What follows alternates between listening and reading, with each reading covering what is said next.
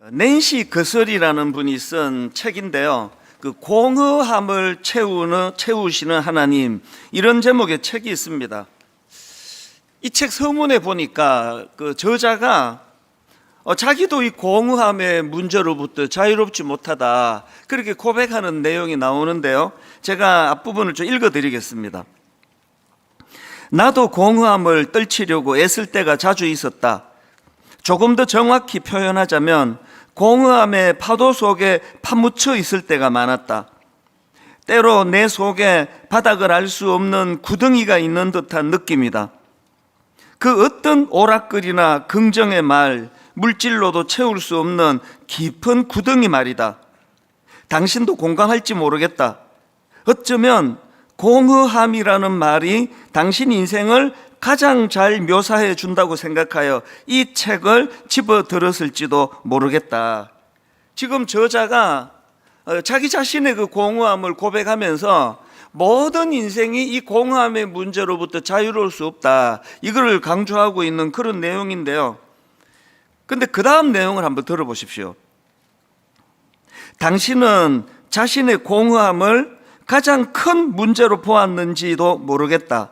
하지만 나는 하나님이 당신 인생의 공허함을 가장 큰 기회로 보신다는 것을 당신에게 이해시킬 수 있으면 좋겠다. 하나님은 성령님을 통해 그분 자신을 우리에게 채워주셔서 우리의 공허함 가운데 가장 좋은 일을 하신다. 요지가 이거 아닙니까? 모든 인생은 저자 자신을 포함해서 이 공허함의 문제로부터 자유할 수 없지만, 그러나 그 공허함이 가진 순기능이 있다는 겁니다. 그 공허함이 가진 그 순기능이 바로 하나님은 우리가 가지고 있는 그 공허함을 재료로 써서 일하고 계신다. 그게 저는 참 공감이 됐습니다. 최근에 우리 청년부를 담당하는 목사님이 메일을 하나 보내줬는데요. 꼭 이 저자의 주장을 증명하는 것처럼 그런 메일이 왔습니다. 그 내용을 한번 들어보십시오. 그 목사님이 쓴 글인데요. 그대로 제가 읽어드릴게요. 지난 제자 훈련 나눔 때 했던 한 자매의 간증입니다. 청년 자매입니다. 목회자의 자녀로 태어나 의심없이 하나님을 믿고 하나님의 아버지의 개척교회에서 반주로 섬겨왔습니다. 집에서 멀리 떨어진 대학교에 들어가 처음으로 음주 문화와 유흥을 접하며 하나님을 서서히 떠나갔지만 그래도 교회는 출석했다고 합니다. 문제는 취업 이후였습니다. 스펙보다 더 좋은 금융권에 취직하여 첫 발을 내딛었는데, 가진 사람들은 이렇게 돈을 버는구나. 우리 집은 하나님을 충성스럽게 섬기는데 왜 이렇게 가난할까? 부모님의 궁상맞은 사역이 초라하게 느껴지고 창피하기까지 했다고 합니다. 돈 맛을 알고 승진을 거듭하다 보니 하나님을 떠나 하나님은 계시지 않는다는 수준까지 내려가게 되었다고 합니다. 어떤 상황인지 아시겠죠? 목사님 딸이에요.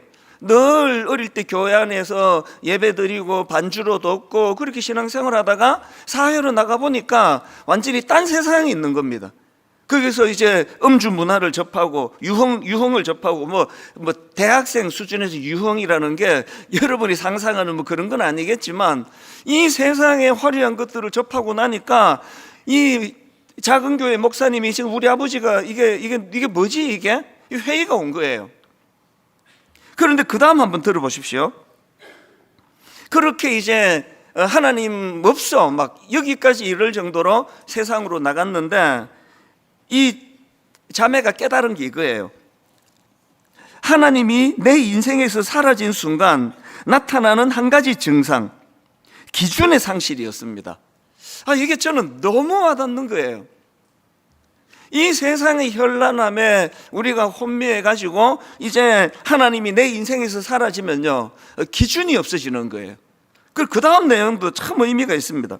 하나님이 내 인생에서 사라진 순간 나타나는 한 가지 증상, 기준의 상실이었습니다. 인생의 기준이 사라지니까 추구하게 되는 것이 인생의 도파민, 아마 그 세상이 주는 즐거움을 이렇게 표현한 것 같아요. 인생의 기준이 사라지니까 추구하게 되는 것이 인생의 도파민이었다고 합니다. 그리고 그 끝은 역시나 공허함이었다고 합니다. 아, 하나님 없는 인생은 공허하구나. 이제 다시 하나님께로 돌아와서 하나님으로 채우는 인생을 살아가고 있습니다. 목사님이 이제 그 젊은 청년 제자 훈련하다 보니까 그 청년이 너무 귀한 거예요. 뭐 그렇게 길게 산 것 같지도 않은 이 청년이 저와 여러분 모두에게 가르쳐 주고 있는 메시지가 있는 거 아닙니까? 하나님이 우리 안에서 일하고 계실 때는 그게 뭐 몰라요. 그냥 그러다가 그 하나님을 떠나보면은 인생의 기준이 사라지고 그 기준의 자리에 쾌락이 들어오는 거, 이건 뭐 거의 공식이라고 해도 뭐 그건 과언이 아니라고 생각을 하거든요. 그리고는 그 쾌락의 자리에 우리가 빠진다 할 때 거기서 찾아오는 이 인생의 빈 구멍, 그게 아까 그 책에서 말하는 그 인간이 느끼고 있는 공허함이거든요. 그래서 그 공허함을 채우시는 하나님, 이 책의 저자가 한 말과 그 젊은 청년 자매가 한 말이 똑같은 내용이더라고요. 당신은 자신의 공허함을 가장 큰 문제로 보았는지 모르겠다. 하지만 나는 하나님이 당신 인생의 공허함을 가장 큰 기회로 보신다. 그 젊은 청년이 이제 대학교 들어가고 이제 부모님의 영역을 벗어나면서 하나님을 떠나보니까 너무나 많은 생각을 하게 만드는데, 그게 가장 중요한 게 마음이 뻥 뚫린 것 같은 공허함이더라. 그래서 하나님은 이 젊은 자매의 그 공허함을 들어서 사용하셔서 그를 다시 하나님 앞으로 인도하는 그런 재료로 썼다, 그런 내용이거든요. 여러분 지금 혹시 공허하십니까? 뭐 나름대로 나 돈 좀 벌었다고 자부하는데 이건 뭐지? 이게 뭔가 이 허전함의 문제가 사라지지 않는 분 혹시 계십니까? 지난 주일에도 말씀을 드렸지만 결혼을 한다고 그 공허함이 없어지는 거 아니거든요. 좋은 아내를 만나고 참 문제 일으키지 않는 그 정도가 아니라 막 너무나 부모님께 효도하는 그런 아들, 딸, 그렇게 함께 가정을 이룬다 하더라도요, 그게 우리 내면에 있는 공허함의 문제를, 이 뻥 뚫린 어떤 구멍에 대한 부분을 메꾸어 주지 못한다. 왜 그렇다고 말씀을 드렸습니까? 거기가 하나님 자리이기 때문에 그래요. 하나님은 우리의 공허함을 통해서 일하신다. 제가 오늘 이 설교에서 이제 이 부분들에 대하여 좀 이제 살펴보려고 하는데요. 여러분 지난주 말씀 기억하시죠? 그 이어령 교수가 소개한 그 작가 로맹 롤랑이 했다는 이 말이요. 인생이란 15분 늦게 들어간 영화관과 같은 것이라고. 그러다 보니 뭐가 어떻게 돌아가는지 알 수 없는 게 이게 내 인생인 것 같습니다. 이렇게 고백할 수밖에 없는 그래서 우리가 놓쳐버린 이 15분, 이게 우리를 혼미하게 만들어가지고 뭐 인생은 나그네 길 어디서 왔다가 어디로 가느냐, 이런 허무한 노래를 부를 수밖에 없는 게, 그게 우리 인생이라고 한다면 이 놓쳐버린 15분, 우리를 혼미하게 만드는 이 15분에 대한 답이, 그게 창세기 1장 1절이다. 태초에 하나님이 천지를 창조하시니라. 이것이 우리가 놓치고 있는 그 15분의 내용이다. 이걸 제가 지난주에 말씀을 드리지 않았습니까? 이 기준이 딱 서면은요, 인생에 혼란이 없습니다. 그런데 그 자매가 앞에서 고백했던 것처럼 하나님이 인생에서 사라진 순간 나타나는 한 가지 증상, 기준의 상실이었습니다. 저는 이번 주 또 지난주 2주 동안 이렇게 정성을 다해서 교회를 찾아주신 많은 손님들께 진심으로 감사합니다. 그리고 여러분, 그 짧은 30분을 가지고 살아계신 하나님을 제가 다 설명했다 그러면 그 하나님은 가짜예요. 그렇게 쉽게 머리 당기지 않습니다. 그래서 저는 여러분들에게 간곡히 부탁하는, 오늘요 또 마당에서 행사도 해야 되고 막 할 일이 너무 많아요. 모처럼 손님을 초대해가지고. 근데 이것만 기억하시면 됩니다. 인생에는 기준이 필요하다. 이 기준이 내 인생을 혼란으로 몰고 가는 것을 방지하는 너무나 좋은 효과를 가져다 준다. 이 사실을 여러분이 기억하시면 좋겠고요. 그래서 이제 오늘 그 창세기 1장 1절, 우리 인생의 기준이 되는 1절을 연이어서 이제 창세기 1장 2절 말씀을 좀 제가 살펴보려고 하는데요.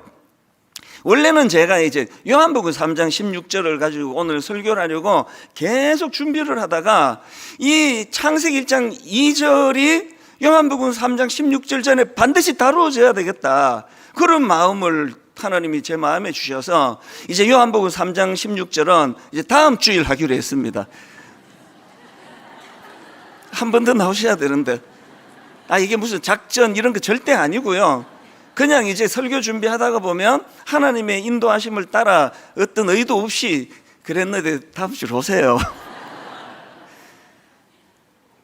이 2절이 창조되어 가는 과정에서 이 2절이 주는 메시지 의미가 지난주에 저에게 너무나 강하게 찾아왔다는 거거든요.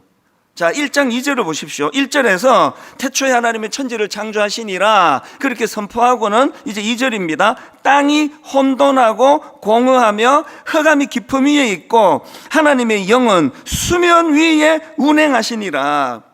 여기 보니까 이 1절에서 이제 하나님께서 천지를 창조해 가시는 과정에서 맨 먼저 나오는 것이 그 땅의 혼돈, 공허, 흑암, 이 세 가지를 지금 강조하고 있더라는 겁니다.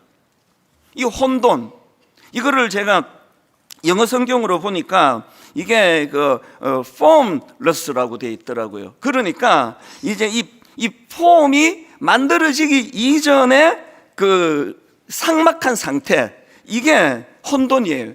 이게 카오스가 아니고요, 혼란이 아니고 아직 이제 이 폼이 만들어지기 이전에 그 삭막한 상태, 이게 혼돈이고요. 그런가 하면 그 다음 나오는 공허, 이것도 영어 성경 NIV로 보니까 이게 empty로 되어 있다. empty. 제가 앞에서 언급해드린 책 공허함을 채우시는 하나님, 이때 공허함도 이게 empty, 여러분이 다 아시지만 empty라는 단어가 이게 그 빈 것을 설명할 때도, 비워진 것을 설명할 때도 쓰지만 이게 공허함을 나타내는 표현이거든요. 그래서 제가 하나님께서 천지를 창조해 가시는 과정에서 그 초기에 혼돈, 공허, 그리고 그 다음 나오는 흑암은 여러분이 다 아시겠고요. 땅이 혼돈하고 공허하며 흑암이 깊음 위에 있고, 그런 상태를 거쳐서 이제 드디어 3절과 4절에 보니까 하나님이 이르시되 빛이 있으라 하시니 빛이 있었고 빛이 하나님이 보시기에 좋았더라. 이런 흐름으로 그렇게 흘러가고 있거든요. 지난주에 제가 이걸 제 삶에 어떻게 적용을 했느냐 하니까 저와 여러분도 마찬가지예요. 지금 빚어가고 있는 과정이거든요. 빚어가고 있는 과정에서 이 혼돈의 문제, 공허의 문제, 이 흑암의 문제, 이걸 피할 수가 없다는 겁니다. 우리가 예수를 믿는다는 거, 하나님께서 우리를 빚으시고 우리를 창조하시고 우리를 다듬어 가시는 창조주 되신다는 것이 왜 내 삶의 기준이 되는가 하니까요, 안 믿는 사람도 혼돈과 공허와 흑암이 있고 믿는 사람도 혼돈과 공허와 흑암이 있으면 도대체 그 차이가 뭐냐, 왜 예수를 믿느냐, 이렇게 누가 저에게 물으신다면요, 이 혼돈과 공허와 흑암의 문제를 이 땅에서 완전히 해결할 수 있는 그런 길은 없지만, 어떤 사람은 이 혼돈과 공허와 흑암에 고착화되는 거죠. 거기에 갇혀 있는 거죠. 이거를 벗어날 수 없다고 그냥 수용해 버리는 거거든요. 그런데 지금 창세기 1장 1절에서 태초에 하나님의 천지를 창조하셨다고 선포하고 그러면서 흘러가고 있는 과정에서 2절에서 땅이 혼돈하고 공허하며 흑암이 깊음 위에 있고 라고 설명하고 그렇게 그치지 않고 3절에서 이제 하나님이 이르시되 빛이 있으라 하시니 빛이 있었고 빛이 하나님이 보시기에 좋았더라. 뭘 제가 강조하는 겁니까? 이 땅을 살아가다가 보면은 우울할 때도 있고, 이 땅을 살아가다가 보면 이게 인생의 규모도 없고 틀이 안 잡힌 것 같이 혼란스러울 때도 있고, 이 땅을 살아가다 보면 심지어는 어둠에 빠질 때도 있습니다. 그런데 우리 신분이 하나님이 나를 창조하셨다는 이 깨달음과 자각이 그 상태에 방치하지 않는다는 거예요. 하나님이 일하실 것이다. 하나님이 다시 창조해 가실 것이다. 하나님이 내 어두움에 빛으로 찾아오실 것이다. 이런 것들이 내 인생에서 얼마나 날마다 새롭게 만들어주는지 모른다는 얘기예요. 여러분, 이런 내면의 작용이 일어나고 있습니까? 하나님 오늘도 일하고 계세요. 이렇게 이절의 상태로 끝내시고 나 창조 다 했다 이러는 분은 아니에요. 이제 하나님께서 본격적으로 일해 가실 것입니다. 오늘 처음 교회를 찾아오신 분들은 말할 것도 없고, 기존에 믿는 여러분들, 말씀을 전하는 저조차도 날마다 빚어가시는 그 하나님, 오늘은 내가 혼돈에 갇혀, 오늘은 내가 공으로 인해, 오늘은 내가 흑암으로 어두움의 자리에 빠져 있다 할지라도 일하시는 하나님, 나를 빚어가시는 주님. 그래서 제가 우리 기존의 성도님들은 제가 노래를 부르는 거 아시잖아요. 제 구호하시죠? 모르시나? 내 생애에 가장 좋은 것은 아직 오지 않았다. 저 이래도 60대예요 60대인 제가 이런 구호를 외칠 수 있게 된 거, 저는 지금도 하나님 1장 2절에 혼돈과 공허와 흑암의 상태를 완전히 저는 벗어날 수 없는 연약한 인간이지만, 그러나 빚어가시는 주님께서 이제 내 생애의 가장 아름다운 모습, 내 생애의 가장 멋진 모습, 이제 하나님께서 차츰차츰 끊임없이 빚어가실 줄로 믿습니다. 이런 마음의 의지가, 동력이 절대로 저를 좌절하게 만들지 않아요.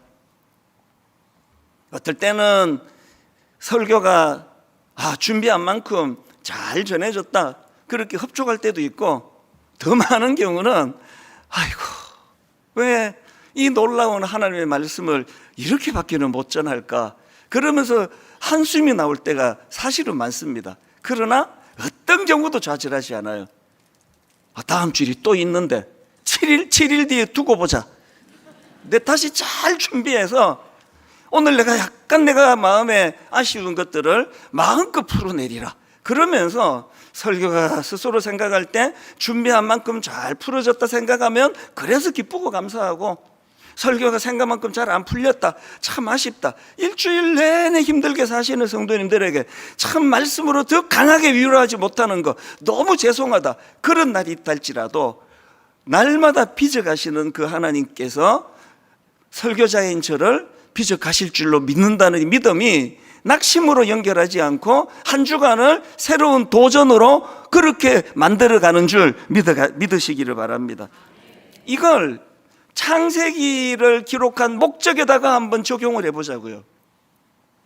창세기의 저자가 모세라 그랬잖아요.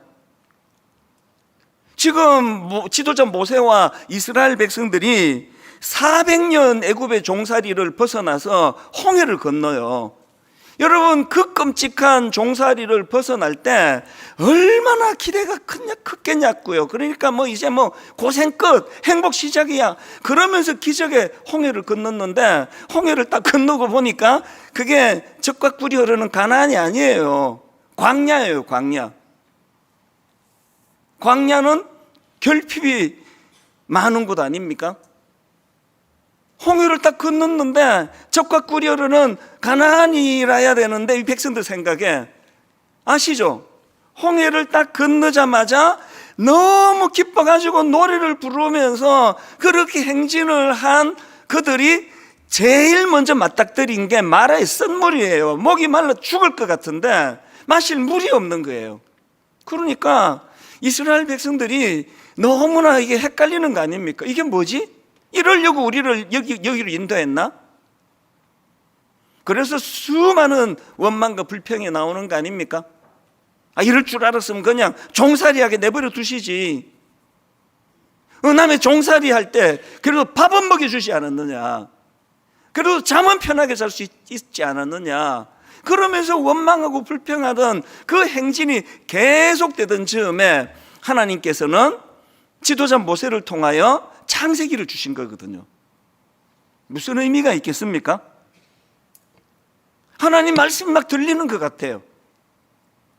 지금 너희들이 광야에서 겪고 있는 이 혼돈과 공허와 흑암, 이거 영구적인 거 아니다. 거기가 너희들의 목적지 아니다. 거기는 거쳐가는 곳이다. 거기는 지나가게 될 것이다. 하나님이 이 창조 세계를 보여주시면서 가장 먼저 혼돈과 공허와 흑암으로 출발하는 하나님의 천지 창조가 어떻게 아름답게 빚어가는지를 너희들이 보아라. 너희들 인생도 마찬가지다. 너희 민족도 마찬가지다. 그리고 또 창세기를 포함한 모세오경을 주시는 하나님이 가장 소원하시는 건 그들의 정체성입니다. 출애굽기 19장 5절 6절입니다.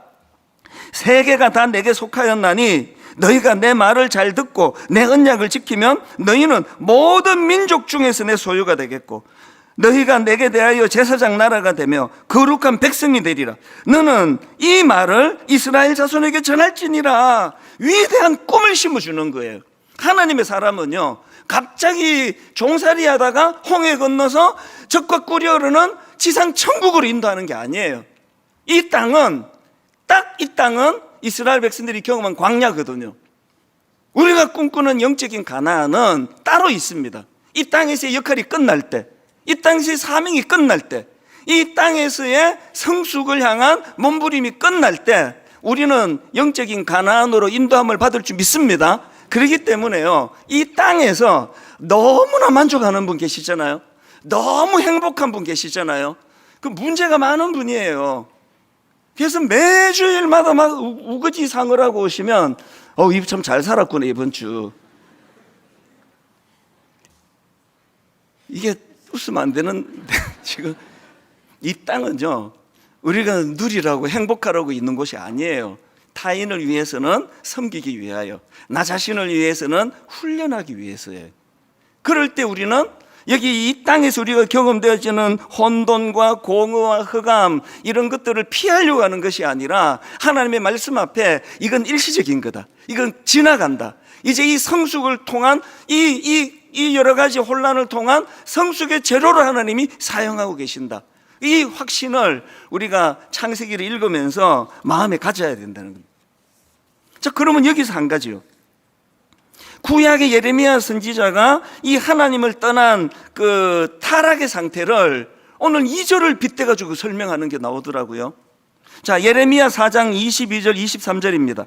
내 백성은 나를 알지 못하는 어리석은 자요, 지각이 없는 미련한 자식이라. 악을 행하기에는 지각이 있으나 선을 행하기에는 무지하도다. 그리고 23절을 보십시오. 보라, 내가 땅을 본즉 혼돈하고 공허하며 하늘에는 빛이 없으며.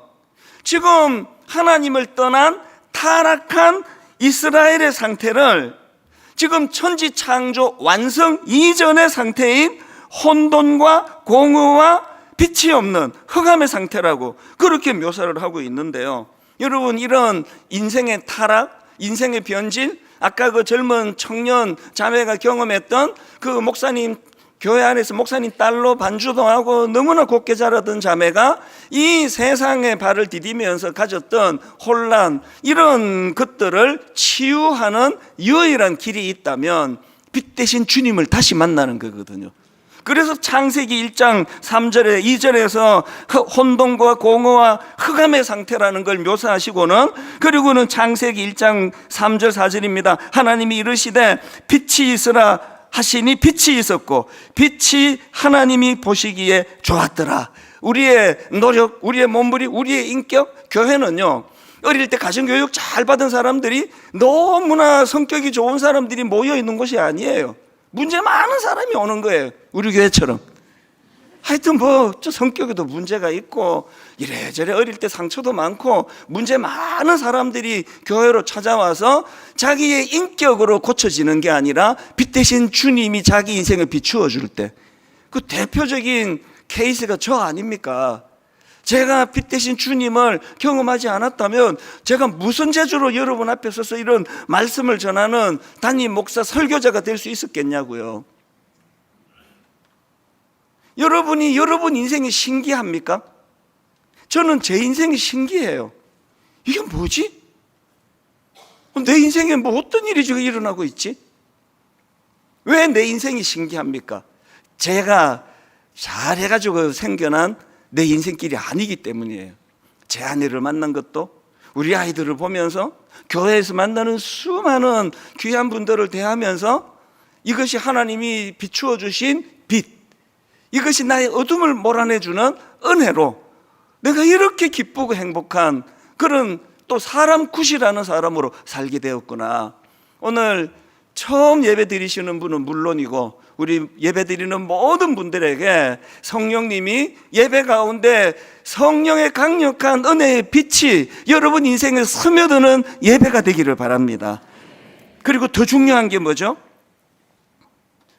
요한복음 8장 12절을 보니까 예수께서 또 말씀하여 이르시되 나는 세상의 빛이니 나를 따르는 자는 어둠에 다니지 아니하고 생명의 빛을 얻으리라. 이제 예수 그리스도에 대하여 다음 주일 그리고 그 다음 주일 제가 이제 이 말씀으로 연결을 지금 준비하고 있는데요, 천지 창조를 통하여 주님이 하나님께서 빛을 통하여 혼돈과 공허와 흑암의 문제를 해결해 가시는 것처럼 그분 독생자 예수 그리스도를 우리에게 내어주심으로 빛 대신 주님이 우리 인생에 영향을 미치게 될 때 우리 인생의 어두움은 사라지게 되는 줄로 믿으시기를 바랍니다. 요한복음 9장 4절 5절입니다.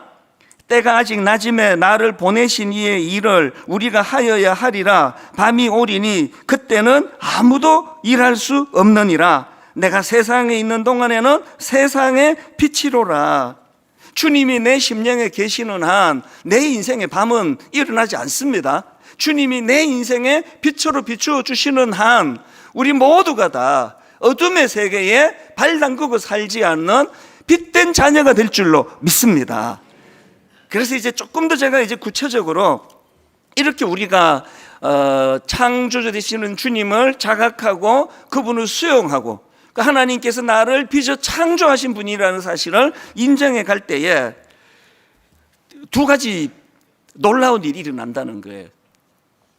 우리 인생이요, 하나님의 창조 질서 아래 놓이게 되면 변화되는 두 가지 중에 첫 번째가 뭐냐? 엔트로피에서 신트로피로의 변화가 일어납니다. 제가 의도적으로 투박한 용어를 그대로 제가 한번 써봤습니다.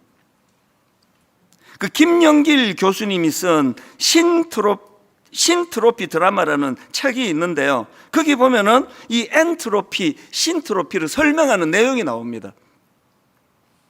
이 엔트로피라는 용어는요, 그 독일의 물리학자라고 합니다.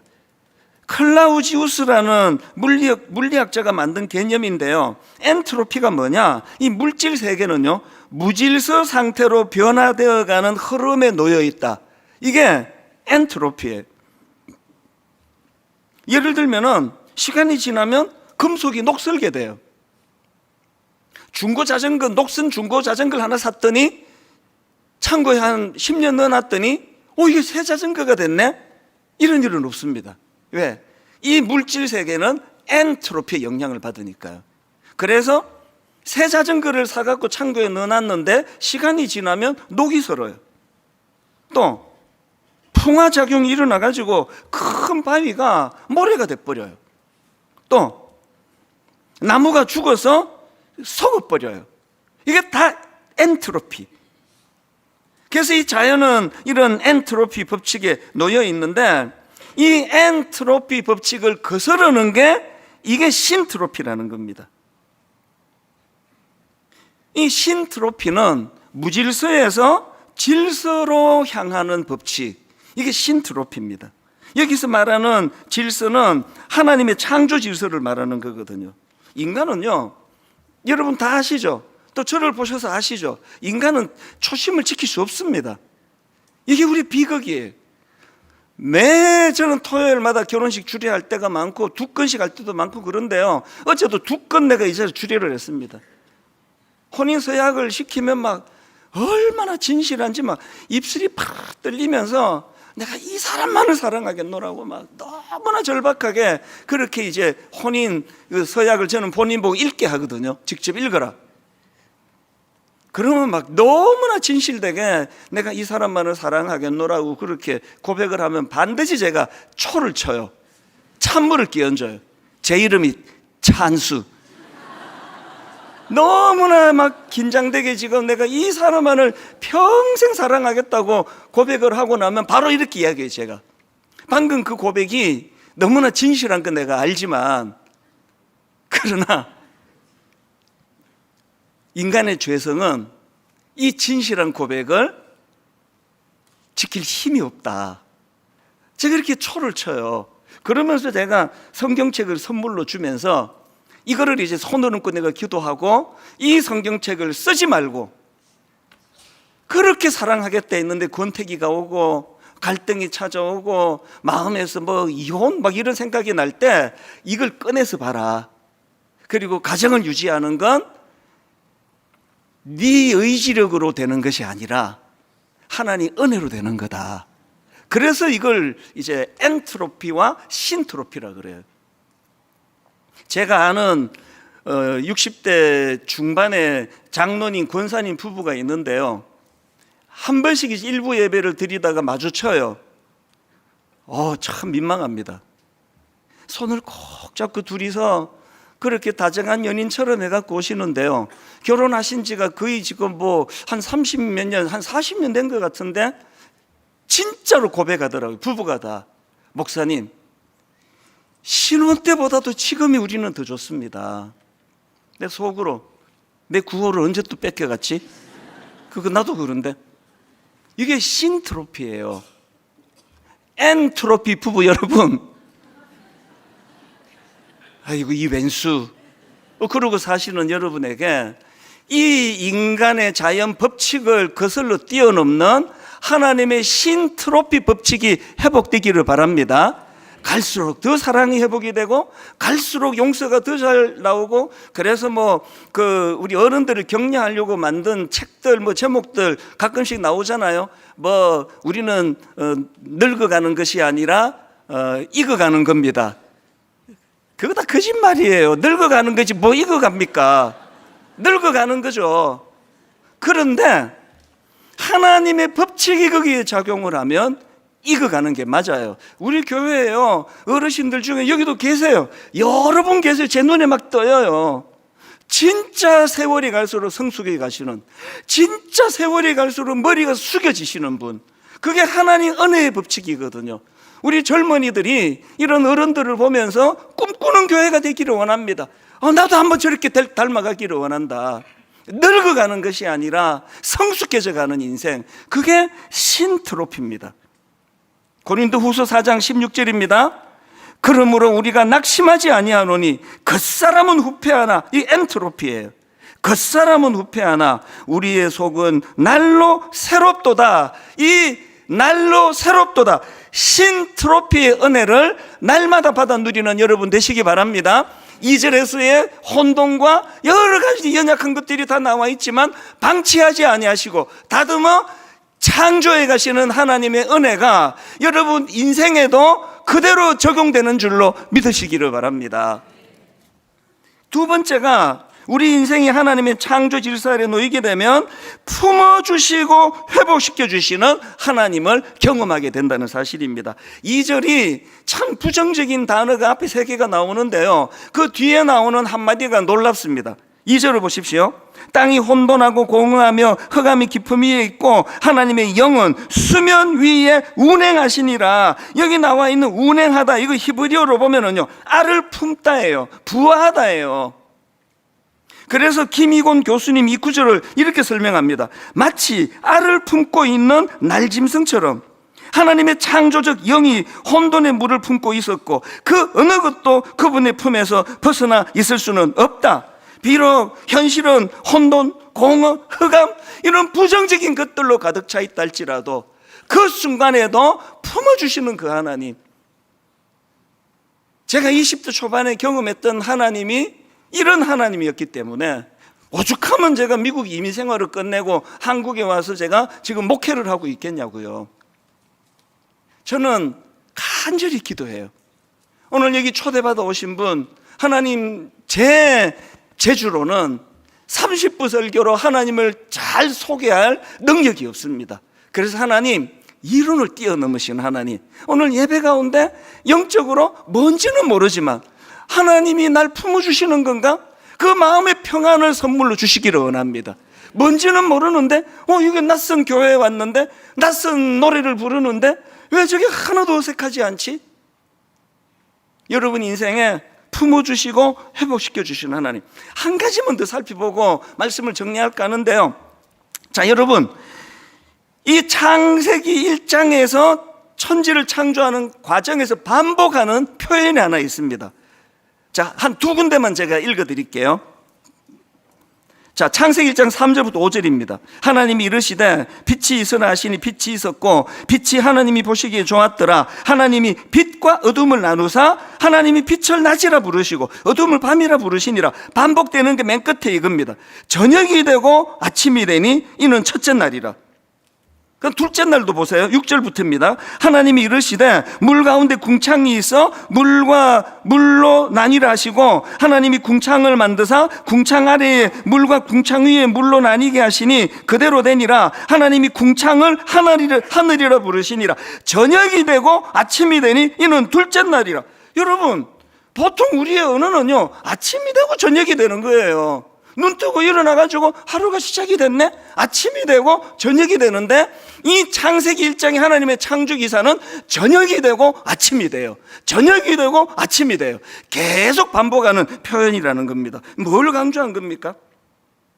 무질서한 혼돈, 공허, 흑암, 이것들이 질서를 찾아가는 과정을 하나님은 저녁이 되고 아침이 되니라고 표현해요.